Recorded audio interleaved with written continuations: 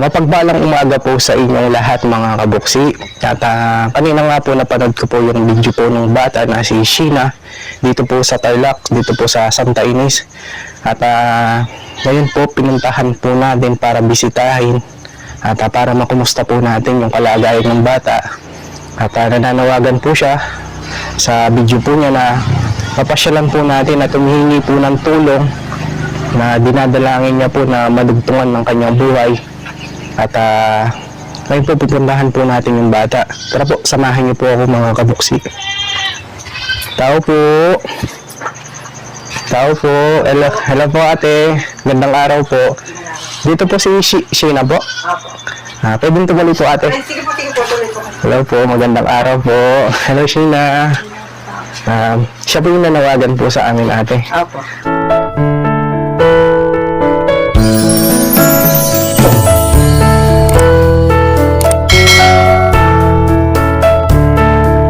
Hello po ate. Ay, hello po. Magandang araw po. Magandang araw. Ako po pala si Buksi TV po. Isa po akong charity vlogger. At nung pong nag-message po yung anak niyo po na napanood ko po yung video po niya na pananawagan po sa amin na mapasyalan po namin siya.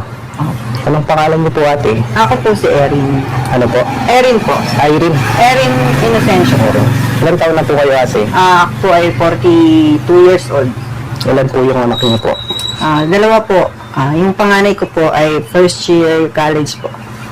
Ang asawa niyo po ate? Yung mister ko naman po, nasa construction po siya ngayon. Construction worker po siya. Anong trabaho niyo po? Laborer po siya doon. Carpentero po siya doon.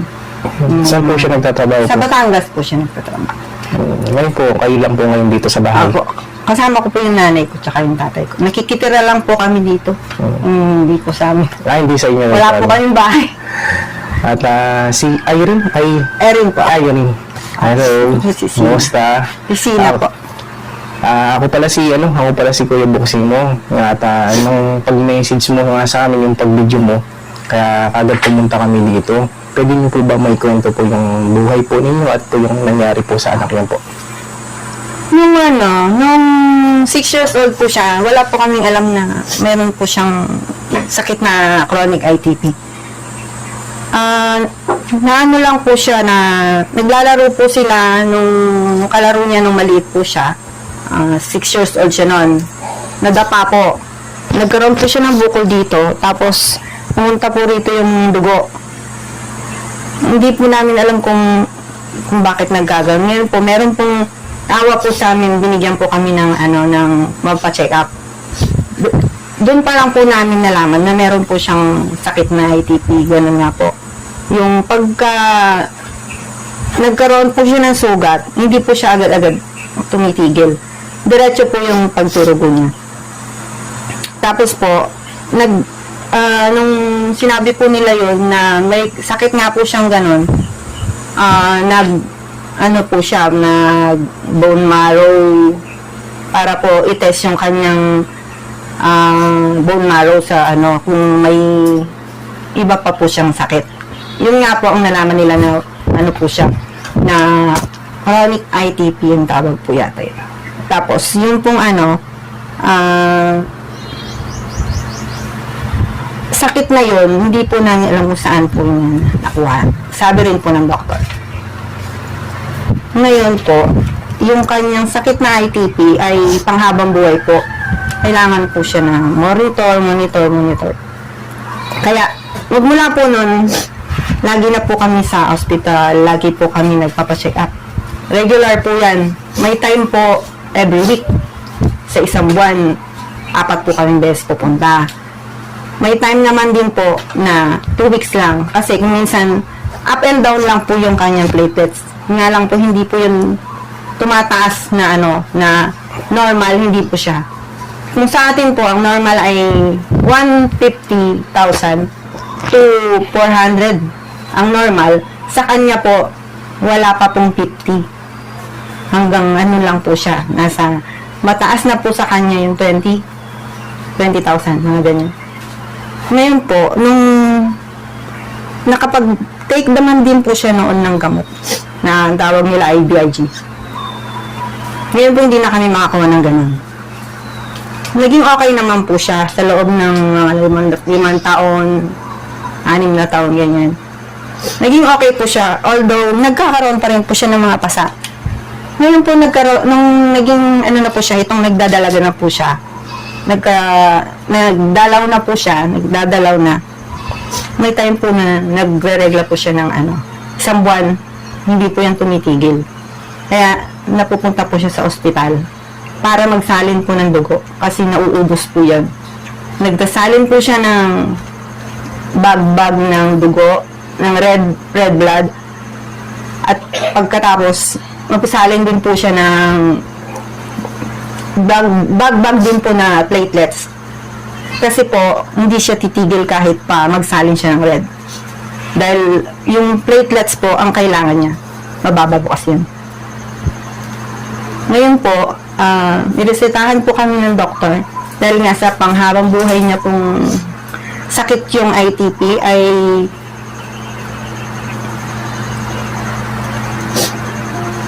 sa mahal pong gamot niya, ang halaga po ng gamot lang po niya yun 30,000 isang buwan. Ang napagkukuhanan ko lang po ay gumagawa lang po ako atsara. Nilalako-lako po namin yun. Ngayon po, iniipon ko po yun. Pero hindi pa rin po yun sapat dahil magkano lang po ang atsara. Ang mister ko po ay construction po.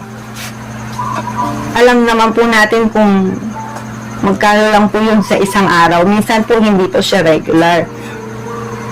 Kaya minsan po, yun pong halaga na yun, kung iisipin mo saan namin kukunin. 30,000. Maintenance po niya, isang buwan. Ang hirap po niya. Isipin saan kami kukuha.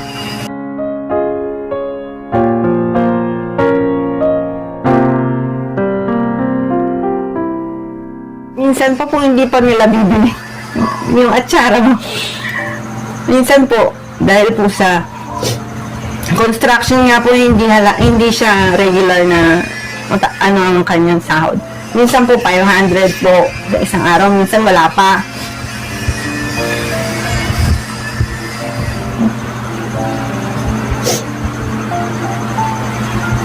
Tinatatagan na nga lang po namin yung loob. Tatag na lang po ng loob. Yung ginagawa po namin. Kaya po kung yung isang linggong gamutan niya po, kinagapon po namin kahit sa isang buwan lang. Mabili ko po yun. Ang halaga nun, 7,000. 7,000 mahigit.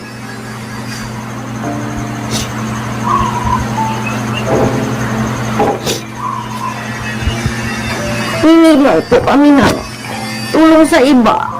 Bibigyan naman po kami eh. Pero hindi po yun regular. Siyempre, mapapagod din po silang magbigay.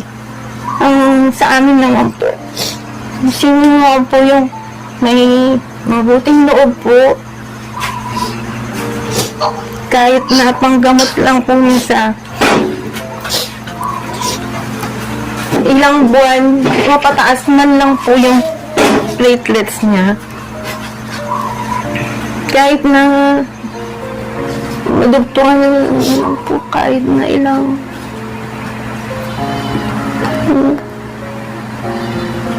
taon ng buhay niya.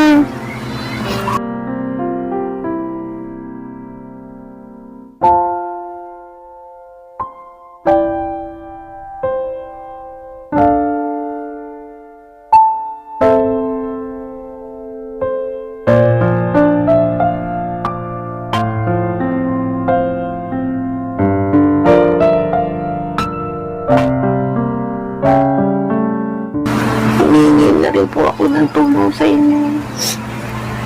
Kasi hindi ko lang po talaga kaya minsan. Tinatatagan ko na lang din po ang loob ko. Minsan, makikita po nila ako sa daan. Parang wala akong problema kasi talagang itatawa ko lang. Akala nila wala akong problema. Pero, pakanta-kanta lang ako, ganyan.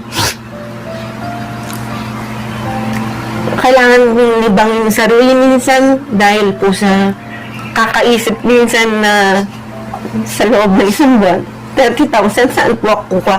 Kahit na ang trabaho ko po siguro ay katulad ng mga nasa abroad, umikita ng malalaking halaga. Yung 30,000 na gamot lang po, mahihirapan na. Kaya po, ganito na lang ang ano namin, tinatataga ng loob, bahala ng Diyos minsan na may lumapit na minsan sa amin kung saan gagawin niyang kasangkapan para kami ay matulungan tulad ni Sir Boxy na ito na sa aming harapan. Nagpapasalamat po kami, napansin po kami. Ate, gano'n po kahirap po bilang sa isang ina na makita niyo po yung anak niyo po na may pinagdadaanan po, lalo na po yung sakit niya ngayon. Napakahirap po.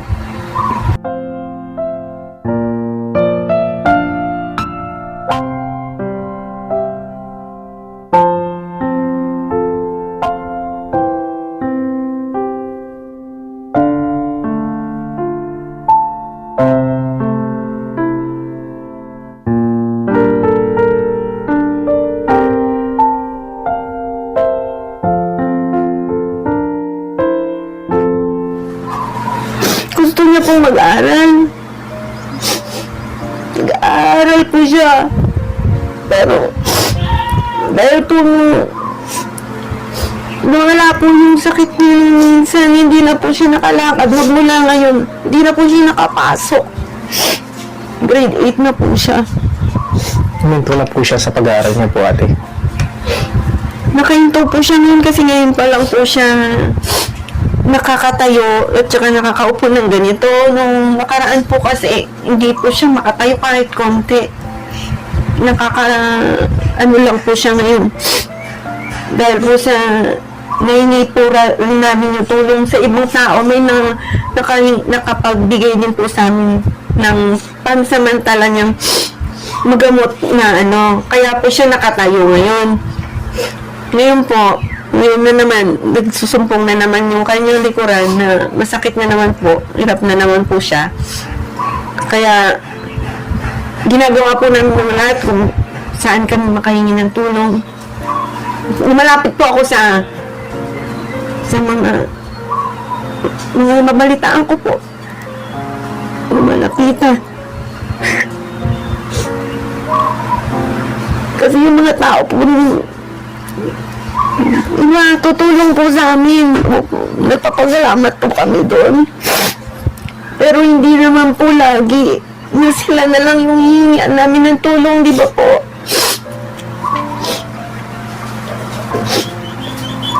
Kahit kamag-anak po namin sila, siyempre may pangangailangan din po sila, kaya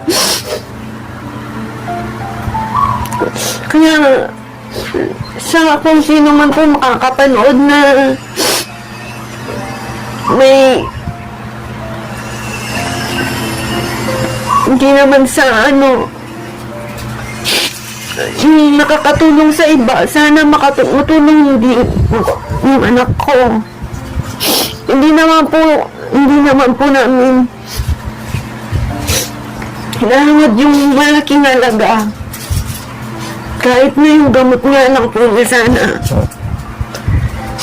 Ate, kaya po pumunta po ako dito kahit na sana sa pamamagitan lang po ng video po namin na matulungan po namin kayo at pagdasal din po natin yung paggaling po ng anak nyo. Pag-pray natin, no? At kaya nung pagkita ko nga doon sa video mo, yung pananawagan mo, kagad pinuntahan ka namin. Kaya pumunta kami dito para mabidyoan. At bibigay ko din uli yung pagkakataon sa iyo na manawagan sa mga kababayan natin na may ginunggong na puso, na may kakayanan na matulungan ka.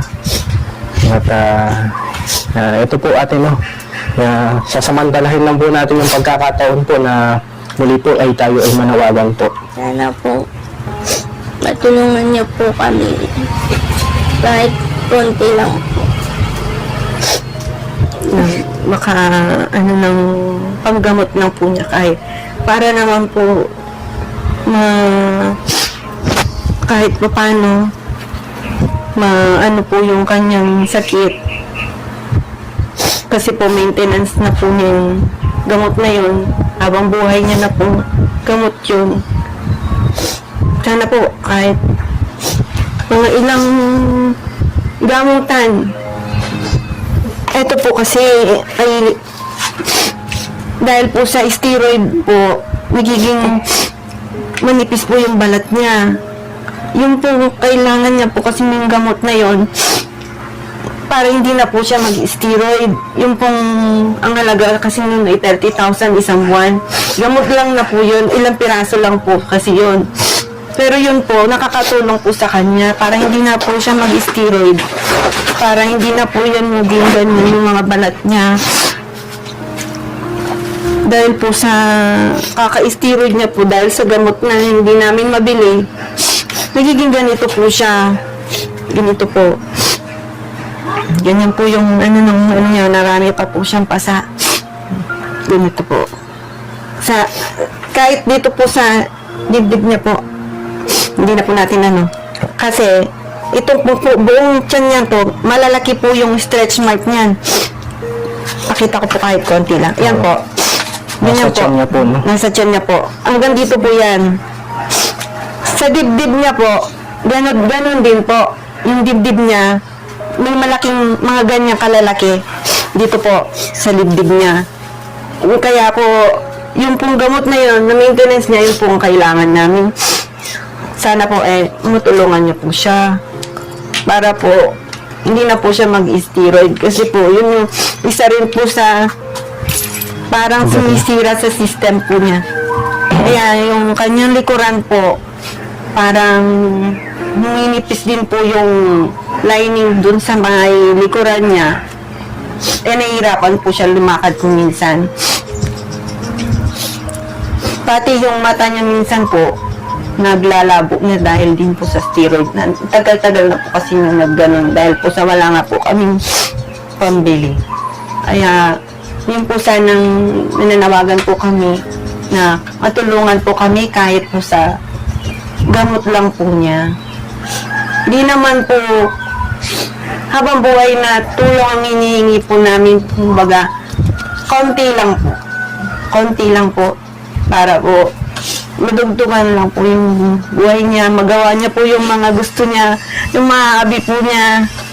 Ganito po, nagagawa Ano po yan po siya. ate? Ganito. Anong ginagawa mo na yun? Gaganchilyo. Gaganchilyo po siya. Ginagawa mo yan?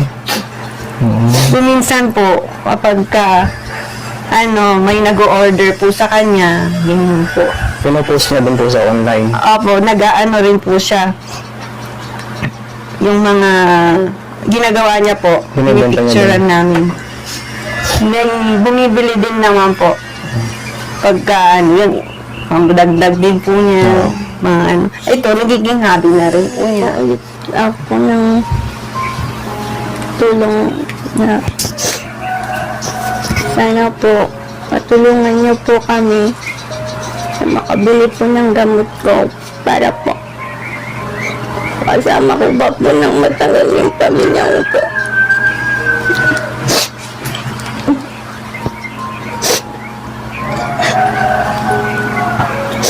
Sana po maraming sa mga makakapanood po nito.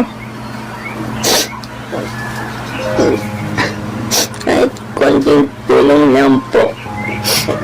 Ako yung slap po sa amin yun.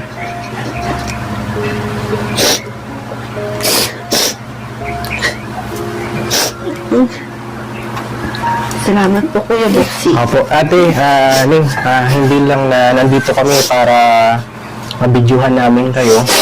At bibigay din po kami na tulong po sa inyo. Sana kahit na Salamat po. sa malit na tulong lang po yung makapagbigay po sa inyo ng kasayahan. Mag-iwan po kami ng may dala po kami bigas at grocery po para kahit paano po yung pang-araw-araw niyo pong pangangailangan, hindi niyo na po pupublimahin. Lalo na po nasabi niyo po sa akin na yung asawa niyo po nasa malayong lugar, nagkikipag-construction lang po. At para kahit paano po may bigas at grocery po kayo. Salamat po. At kukunin lang po namin natin Salamat po. para ibigay po sa inyo po.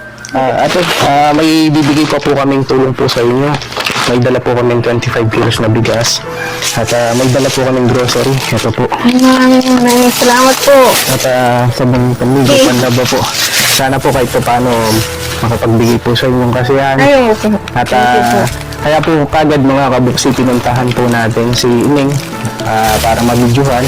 At sakto po, may dala po kaming tulong na pinagkaloob po ni Tita Mona na kababayan po natin nasa ibang bansa. Thank you po. At ito ate no. Thank you po. God bless po. Thank you po. At muli po mga kabuksi, kami po ay nananawagan sa mga kababayan po natin na may ginintuan na puso. Sana po matulungan po natin si Ning na madugtungan pa po ang kanyang buhay, lalo na sa mga gamutan niya sa bayarin po. Papasalamat po ako sa nagbigay rin po ng tulong na ito kay Sir Boxy na naatid sa amin itong ganitong pagkakataon. Sana po sa mga katulad po ng mga tumutulong po sa tulad po namin, patuloy pa po sana na nakatulong pa rin po sa iba. God bless po at sana nga po ay matulungan din po ang aking anak kahit po konti lang po, hindi po buong-buong ng buhay niya ay matulungan.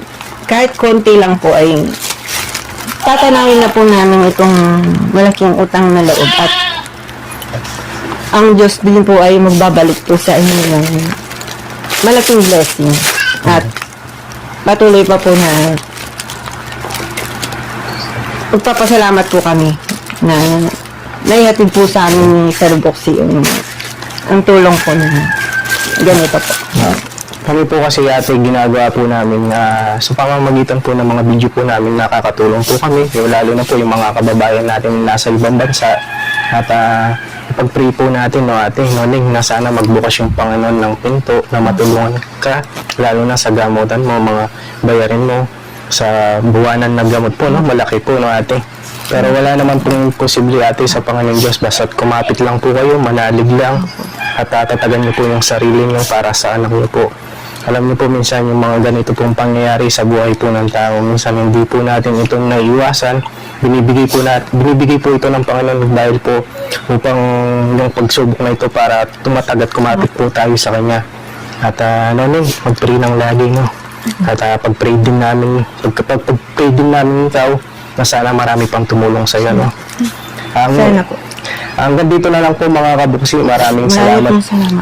Maraming salamat po sa inyong lahat at maraming salamat po kay Ate Mona na nagbigay po ng bigas at grocery po. Para... Thank you po.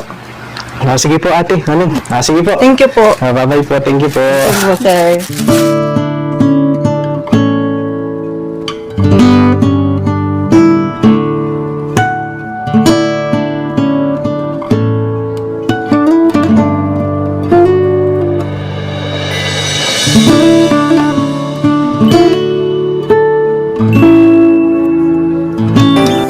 Siya ang lagi niyong kasama, ang laging kaagapay at di ka iiwan. May Buksi TV na lagi kayong tutulungan at dama.